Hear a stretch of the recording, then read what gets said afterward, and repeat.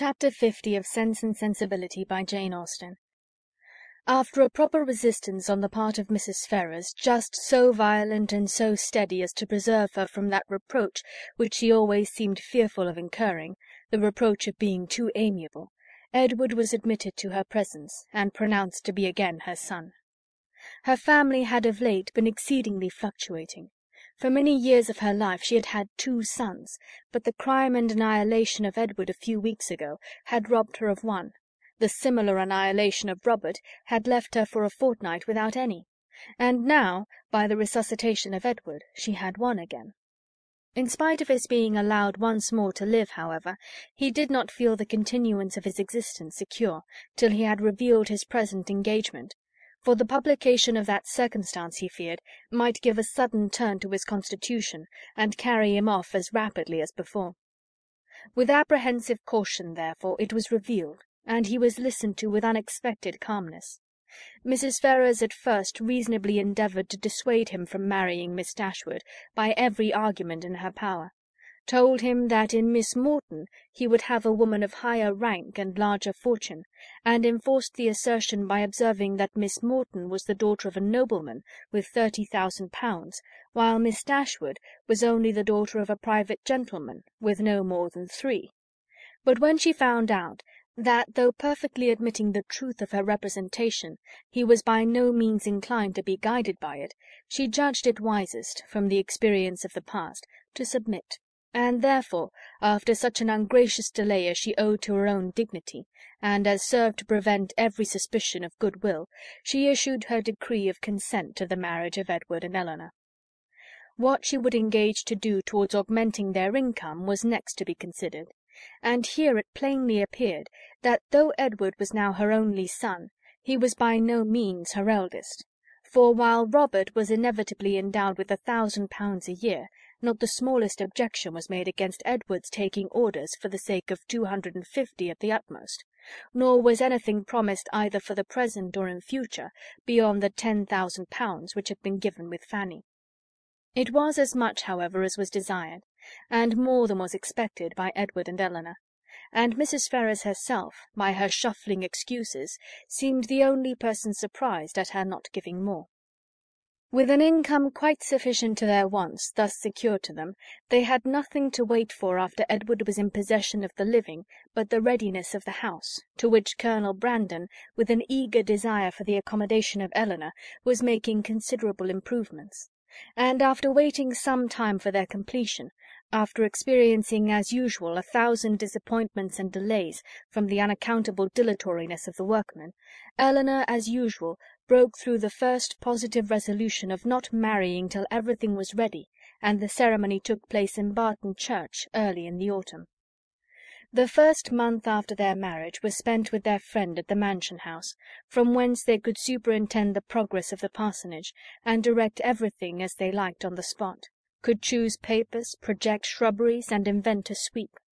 Mrs. Jennings's prophecies, though rather jumbled together, were chiefly fulfilled, for she was able to visit Edward and his wife in their parsonage by Michaelmas, and she found in Eleanor and her husband, as she really believed, one of the happiest couples in the world. They had, in fact, nothing to wish for but the marriage of Colonel Brandon and Mary Ann, and rather better pasturage for their cows. They were visited on their first settling by almost all their relations and friends. Mrs. Ferrars came to inspect the happiness which she was almost ashamed of having authorized, and even the Dashwoods were at the expense of a journey from Sussex to do them honour. "I will not say that I am disappointed, my dear sister," said John, as they were walking together one morning before the gates of Delaford House. "That would be saying too much, for certainly you have been one of the most fortunate young women in the world as it is. But I confess it would give me great pleasure to call Colonel Brandon brother. His property here, his place, his house, everything is in such respectable and excellent condition, and his woods, I have not seen such timber anywhere in Dorsetshire as there is now standing in Delaford Hanger. And though perhaps Mary Ann may not seem exactly the person to attract him, yet I think it would altogether be advisable for you to have them now frequently staying with you, for as Colonel Brandon seems a great deal at home, nobody can tell what may happen, for when people are much thrown together, and see little of anybody else, it will always be in your power to set her off to advantage, and so forth. In short, you may as well give her a chance. You understand me." But though Mrs. Ferrars did come to see them, and always treated them with the make-believe of decent affection, they were never insulted by her real favour and preference. That was due to the folly of Robert, and the cunning of his wife, and it was earned by them before many months had passed away. The selfish sagacity of the latter, which had at first drawn Robert into the scrape, was the principal instrument of his deliverance from it; for her respectful humility, assiduous attentions, and endless flatteries, as soon as the smallest opening was given for their exercise, reconciled Mrs. Ferrars to his choice, and re-established him completely in her favour. The whole of Lucy's behaviour in the affair, and the prosperity which crowned it, therefore, may be held forth as a most encouraging instance of what an earnest, an unceasing attention to self-interest, however its progress may be apparently obstructed, will do in securing every advantage of fortune, with no other sacrifice than that of time and conscience. When Robert first sought her acquaintance, and privately visited her in Bartlett's Buildings, it was only with the view imputed to him by his brother. He merely meant to persuade her to give up the engagement; and as there could be nothing to overcome but the affection of both, he naturally expected that 1 or 2 interviews would settle the matter. In that point, however, and that only, he erred; for though Lucy soon gave him hopes that his eloquence would convince her in time, another visit, another conversation, was always wanted to produce this conviction.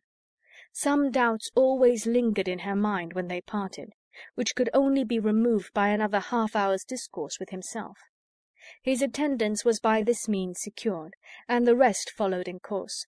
Instead of talking of Edward, they came gradually to talk only of Robert, a subject on which he had always more to say than on any other, and in which she soon betrayed an interest even equal to his own, and, in short, it became speedily evident to both that he had entirely supplanted his brother. He was proud of his conquest, proud of tricking Edward, and very proud of marrying privately without his mother's consent. What immediately followed is known. They passed some months in great happiness at Dawlish, for she had many relations and old acquaintances to cut, and he drew several plans for magnificent cottages, and from thence returning to town, procured the forgiveness of Mrs. Ferrars by the simple expedient of asking it, which at Lucy's instigation was adopted. The forgiveness at first, indeed, as was reasonable, comprehended only Robert, and Lucy, who had owed his mother no duty, and therefore could have transgressed none, still remained some weeks longer unpardoned. But perseverance and humility of conduct and messages, in self-condemnation for Robert's offence, and gratitude for the unkindness she was treated with, procured her in time the haughty notice which overcame her by its graciousness, and led soon afterwards, by rapid degrees, to the highest state of affection and influence. Lucy became as necessary to Mrs. Ferrars as either Robert or Fanny, and while Edward was never cordially forgiven for having once intended to marry her, and Eleanor, though superior to her in fortune and birth, was spoken of as an intruder, she was in everything considered, and always openly acknowledged to be a favourite child. They settled in town, received very liberal assistance from Mrs. Ferrars, were on the best terms imaginable with the Dashwoods, and, setting aside the jealousies and ill will continually subsisting between Fanny and Lucy, in which their husbands of course took a part, as well as the frequent domestic disagreements between Robert and Lucy themselves, nothing could exceed the harmony in which they all lived together. What Edward had done to forfeit the right of eldest son might have puzzled many people to find out, and what Robert had done to succeed it might have puzzled them still more. It was an arrangement, however, justified in its effects, if not in its cause, for nothing ever appeared in Robert's style of living or of talking to give a suspicion of his regretting the extent of his income, as either leaving his brother too little or bringing himself too much; and if Edward might be judged from the ready discharge of his duties in every particular, from an increasing attachment to his wife and his home, and from the regular cheerfulness of his spirits, he might be supposed no less contented with his lot, no less free from every wish of an exchange. Elinor's marriage divided her as little from her family as could well be contrived, without rendering the cottage at Barton entirely useless, for her mother and sisters spent much more than half their time with her.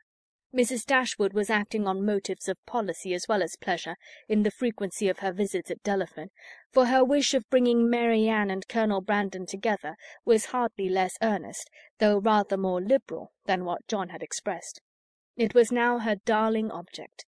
Precious as was the company of her daughter to her, she desired nothing so much as to give up its constant enjoyment to her valued friend, and to see Mary Ann settled at the Mansion House was equally the wish of Edward and Elinor. They each felt his sorrows, and their own obligations, and Mary Ann, by general consent, was to be the reward of all. With such a confederacy against her, with a knowledge so intimate of his goodness, with the conviction of his fond attachment to herself, which at last, though long after it was observable to everybody else, burst on her, what could she do? Mary Ann Dashwood was born to an extraordinary fate. She was born to discover the falsehood of her own opinions, and to counteract by her conduct her most favourite maxims. She was born to overcome an affection formed so late in life as at 17, and with no sentiment superior to strong esteem and lively friendship, voluntarily to give her hand to another. And that other, a man who had suffered no less than herself under the event of a former attachment, whom 2 years before she had considered too old to be married, and who still sought the constitutional safeguard of a flannel waistcoat. But so it was.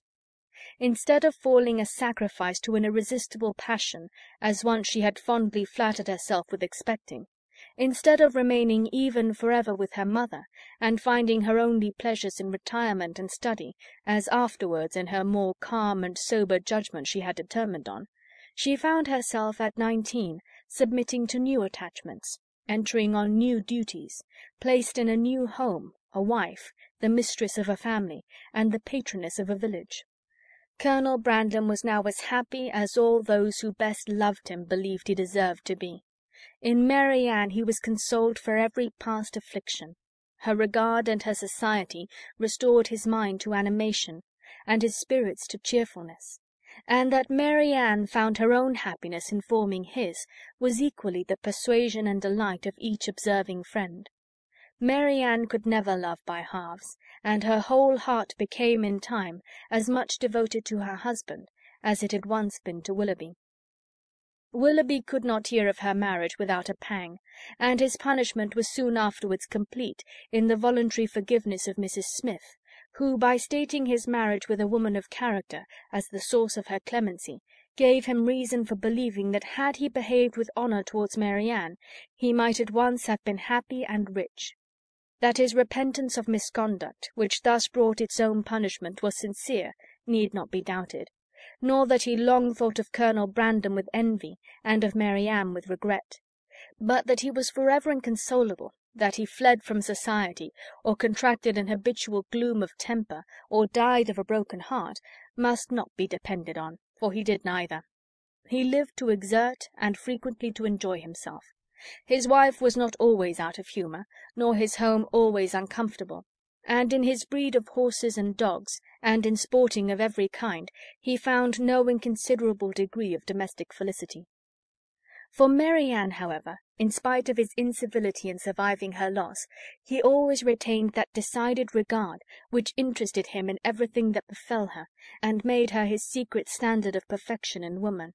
And many a rising beauty would be slighted by him in after days as bearing no comparison with Mrs. Brandon.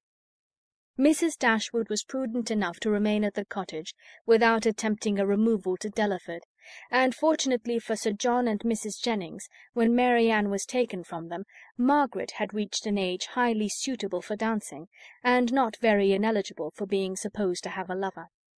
Between Barton and Delaford there was that constant communication which strong family affection would naturally dictate, and among the merits and the happiness of Elinor and Mary Ann, let it not be ranked as the least considerable that, though sisters, and living almost within sight of each other, they could live without disagreement between themselves, or producing coolness between their husbands.